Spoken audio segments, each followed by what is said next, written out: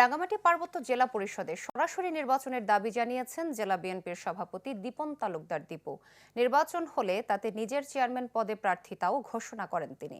দুপুরে কাঁঠালতলী দলীয় কার্যালয়ে জেলা ও উপজেলা পর্যায়ে নেতাকর্মীদের সাথে আলোচনায় এসব কথা জানান তিনি।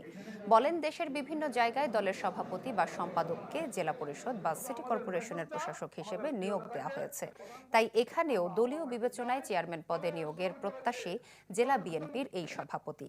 আর যদি তা না হয় তবে নির্বাচন দিলে তাতে চেয়ারম্যান পদে নির্বাচনে প্রার্থিতা হওয়ার ঘোষণা দেন তিনি। এ সময় জেলা বিএনপির সাধারণ সম্পাদক অ্যাডভোকেট মামুনুর রশিদ দলের ত্যাগী ও দুঃসময়ের নেতাদের মূল্যায়নে দলের হাইকমান্ডের কাছে অনুরোধ করেন। জনগণের দাবিও রয়েছে আমাদের আগামী জেলা পরিষদের পরিষদ যাতে নির্বাচনের মাধ্যমে এটা অনুষ্ঠিত হয়।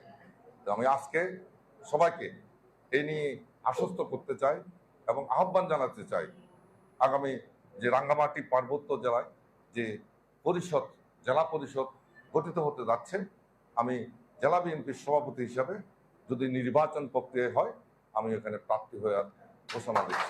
দুঃসময়ের লোকগুলোকে যেন মূল্যায়িত হয়, দল উপকৃত হবে, নেতা কর্মী উপকৃত হবে, জনগণ স্বাবলম্বী হবে। হাইব্রিড দেবেন, হাইব্রিড উপকৃত হবে, নেতা